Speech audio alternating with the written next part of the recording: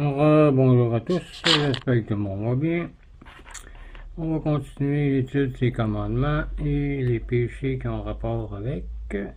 On était rendu, et aussi les vertus qui ont rapport avec.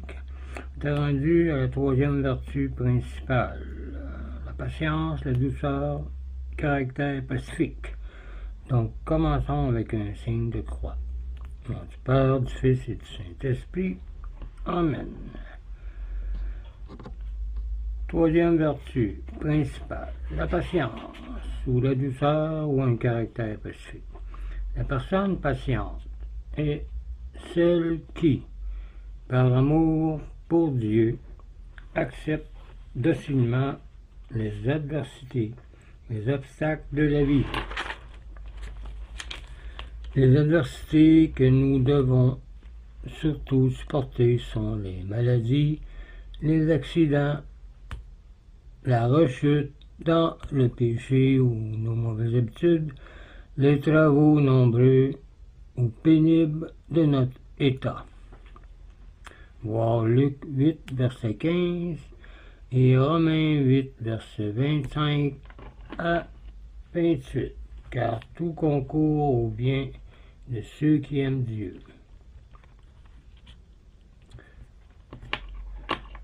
On manifeste surtout aussi son acceptation docile des adversités en ce que l'on ne s'irrite pas, qu'on n'est pas triste à l'excès devant les adversités, les combats de la vie, qu'on ne s'irrite pas, qu'on ne se plaint pas continuellement et qu'on ne demande pas à être plein.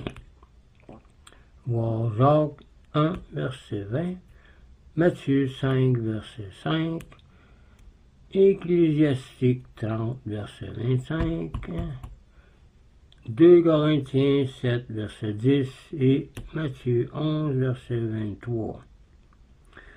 Comme d'habitude, je vous mettrai tous les versets bibliques dans la description et ce que je dis. La patience produit la force et le bonheur, ici-bas et éternel. Bon, Luc 21, verset 19. Une personne qui veut supporter avec patience les adversités doit se représenter vivement la passion de Jésus-Christ qui a tout enduré et se convaincre que les souffrances sont des grâces de Dieu. Voir Tobie 12, verset 14, Actes 14, verset 21 et Philippiens chapitre 3. La douceur. Être doux, c'est quoi?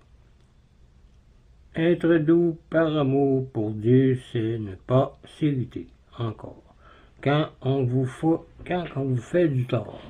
Voir Exode chapitre 3, 2 Rois 19, verset 12, Matthieu 3, verset 16, etc. Par la douceur, nous dominons nos semblables, nous obtenons la paix de l'âme et la vie éternelle. Ça fait partie aussi des béatitudes, des 8 béatitudes. Matthieu chapitre 5. Voir par la douceur, nous dominons nos semblables, nous obtenons la paix de l'âme et la vie éternelle. Voir Matthieu chapitre 5, Matthieu 11, verset 29, Proverbe 15, verset 1, et Psaume 37, verset 11 ou 36, verset 11. On acquiert la douceur qu'en s'appliquant à se dominer soi-même. On raconte que Saint François de Sales, ça a pris 20 ans avant qu'il devienne très doux. Nous devons être doux, surtout envers les membres de notre famille. Les supérieurs doivent être doux pour leurs subordonnés aussi. voir Matthieu 10, verset 16, et Jean 10, verset 1, ou Jean 21, verset 15. Le caractère pacifique, maintenant. Parlons un peu de ça. Être pacifique, c'est faire volontiers des sacrifices pour conserver ou rétablir la paix entre ses semblables. Voir Genèse chapitre 13, Luc 2, verset 14 et Jean 14, verset 27 et 2 Thessaloniciens 3, verset 16, etc. Les personnes pacifiques jouissent d'une protection particulière de Dieu et reçoivent le centuple de tout ce qu'ils ont sacrifié pour la paix. Voir Matthieu 5, verset 9 et Marc 10, verset 29. Chacun doit donc faire des concessions pour conserver la paix intérieure et avec ses semblables, et même éviter autant que possible tout ce qui pourrait produire du mécontentement.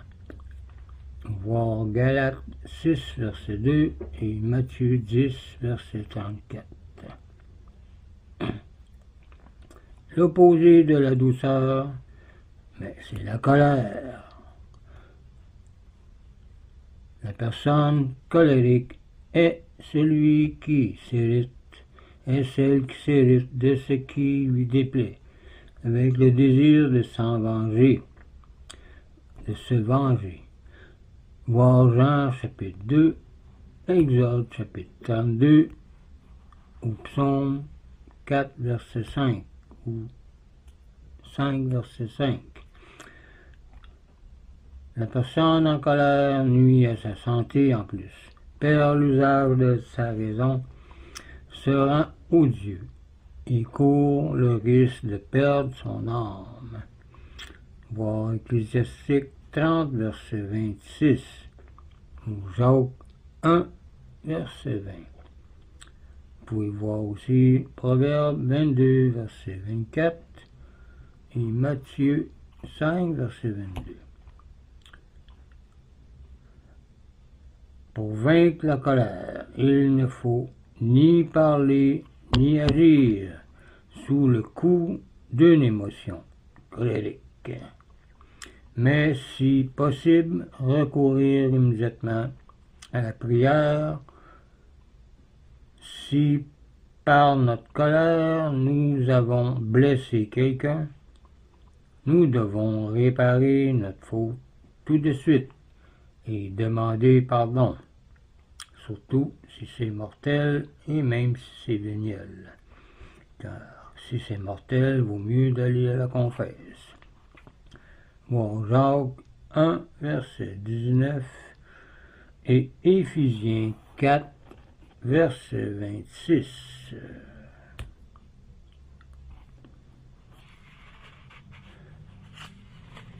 On parlait maintenant un peu de la générosité. La personne est généreuse quand, pour l'amour de Dieu, il est disposé à aider de sa fortune ses semblables qui sont dans le besoin. Par la libéralité, nous obtenons le pardon de nos péchés, la récompense éternelle et des bénédictions temporelles aussi. Nos prières sont promptement exaucées et nous gagnons l'amitié de nos semblables par nos aumônes qu'on fait pour eux. L'opposé de la générosité, c'est l'avarice. L'avare est celui qui recherche avec excès l'argent et les biens de ce monde, et refuse de rien donner aux pauvres. L'avare est mécontent, vicieux, incrédule, cruel envers lui-même et envers même le prochain et parfois les animaux même. Il sera un jour éternellement malheureux. voir 1 Timothée 6, verset 10, et 1 Timothée 6, verset 9 aussi. Voir aussi Luc 16, verset 13, Ecclésiastique 14, verset 4, 1 Corinthiens 6, verset 10. Pour vaincre sûrement l'avarice, il faut se forcer soi-même à faire l'aumône. Il est bon aussi de méditer souvent sur la pauvreté de Jésus-Christ et sur la fragilité de ce monde, des biens de ce monde. Voir 1 Timothée 6, verset 7 à 11. Donc, ce serait tout pour aujourd'hui. La prochaine fois, on va commencer la tempérance dans le boire et le manger. Donc, je vous laisse là-dessus. Je vous dis au revoir et union de prière.